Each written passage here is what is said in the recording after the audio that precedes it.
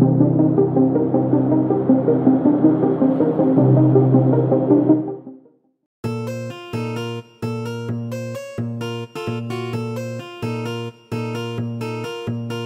naisakatuparan ang pangarap ng tao na mabuhay ang mga halaman sa Mars, sa halip na red planet ay tatawagin ng green planet ang naturang mundo.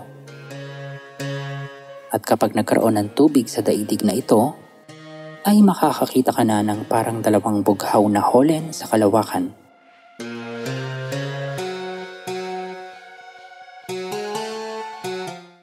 Napakaraming misyon ang isinagawa ng mga siyentipiko at maraming device ang ipinadala sa Mars.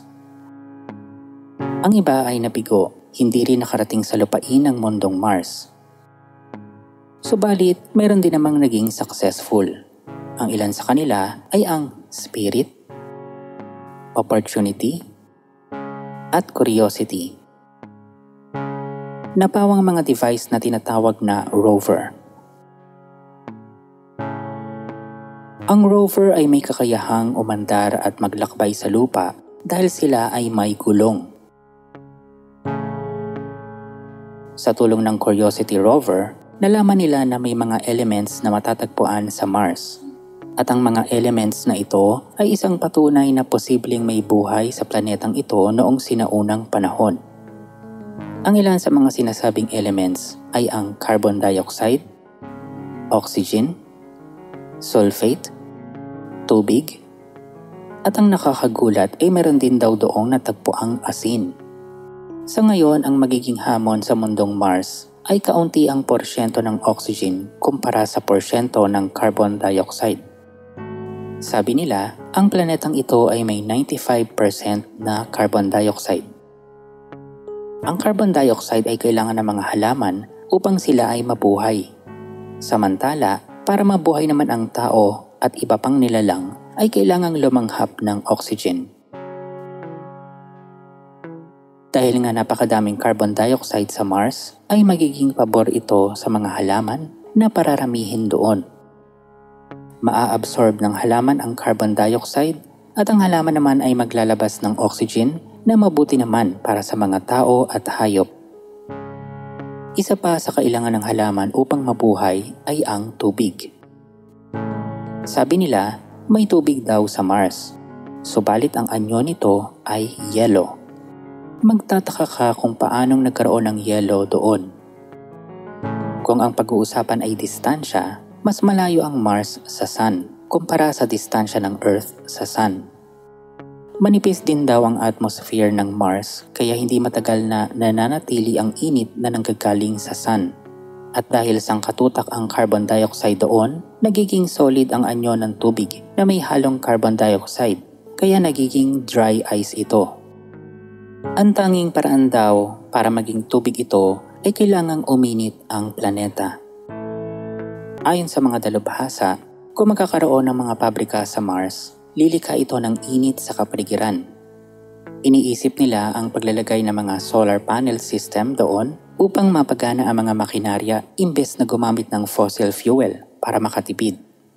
Isa pa sa magiging problema ng mga dalubhasa sa Mars ay kung paano magkakaroon ng nitrogen sa naturang mundo. Ang nitrogen ay isa sa mga esensyal na bagay na kailangan ng organismo at halaman upang mabuhay. Wala pang nitrogen na nakikita sa Mars.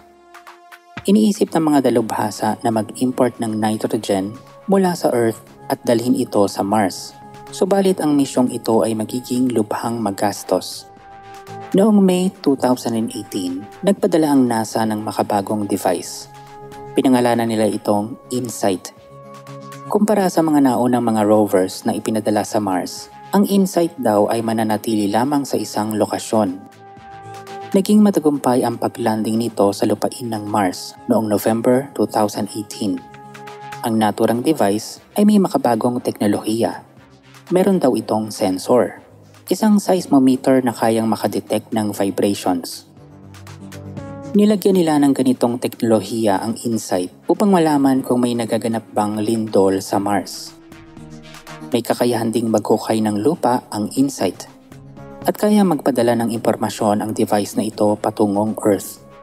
Nadetekti ng InSight na nag-iiba-iba ang pressure ng hangin sa Mars. Kaya napag-alaman ng mga dalubhasa na ang hangin sa Mars ay dumadaloy.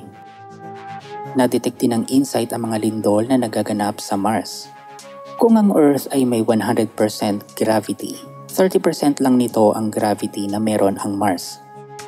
Dagdag pa ng mga siyentipiko na may mga lupain na natagpuan sa Mars na may kakaibang anyo.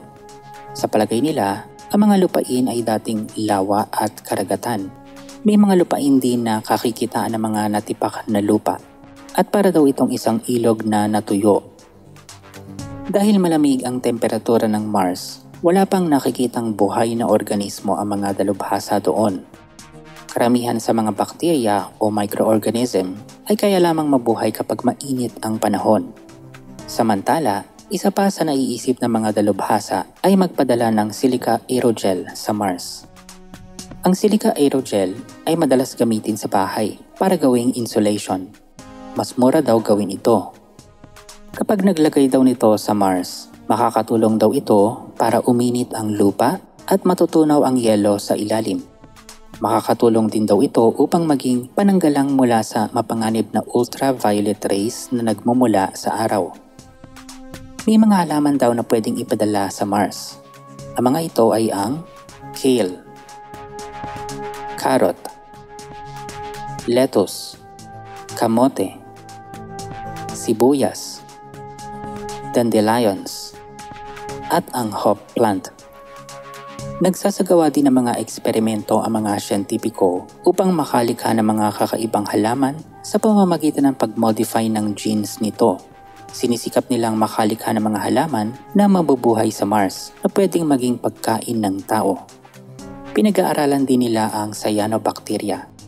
Plano nilang i-export ang mga ito papuntang Mars. Ang cyanobacteria ay pinaniniwalaang isa sa mga sinaunang nilalang sa mundo natin. Kung ikaw ay mahilig mag-alaga ng isda sa aquarium, maaaring nakakita ka na nito. Para silang mga lumot, subalit hindi talaga sila lumot. Mukha lang silang halaman, subalit bakterya talaga sila.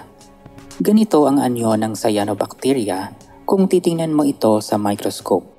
Sila ay gumagalaw na parang mga bulate. Kinakain nila ang mga nutrients na kanilang natatagpuan sa paligid.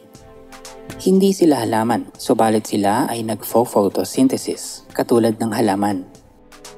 Kailangan ng cyanobacteria ang liwanag upang sila ay makapag-photosynthesis at dumami. Habang may liwanag, mabilis na nakakapagparami ang cyanobacteria. Kakaiba ang cyanobacteria kumpara sa normal na lumot. Kapag hinawakan mo ito ay madulas at mabilis na naghihiwa-hiwalay ang kanyang mga tissues. Samantala, ang normal na halamang lumot naman ay nananatiling intact ang mga parte nito kapag iyong hinawakan. Pinag-aaralan ng mga dalubhasa ang pagpapadala ng cyanobacteria sa mundong Mars dahil ito raw ay nagre-release ng oxygen katulad ng mga halaman. Kapag natupad ang plano ng mga dalubhasa na mabuhay ang halaman sa Mars, sa halip na red planet ay tatawagin na itong green planet. At kapag may sapat ng tubig ang mundong Mars, ay magiging kagaya na ito ng Earth. Isang bagay na imposible kung iisipin, subalit ang imposible ay maaari ring maging isang posible.